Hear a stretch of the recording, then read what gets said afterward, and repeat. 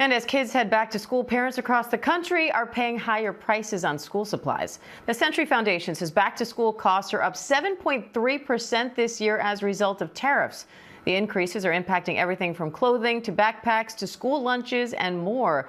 Business reporter Alexis Christoforous has more on that. So, Alexis, what are some of the biggest changes we're seeing on school supplies? Are there particular supplies that are seeing bigger increases than others? There are, but it's sort of across the board. And wouldn't you know it, just in time for back to school, right? We're starting to see those tariff costs really show up on store shelves. You just saw a few of those basics there. Binders up nearly 13%, pencils up nearly 6%. We've got lunch boxes, 8.3%, and index cards. Remember, I used to use those to like help me study for exams. Sure. My vocabulary words, right? Okay, up 42%.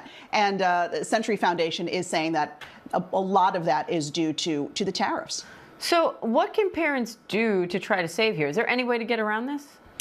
There are some ways to get around it. One is to buy in bulk when there is a sale, whether that is pencils and pens, maybe even for next year or for other children who are going to be coming up.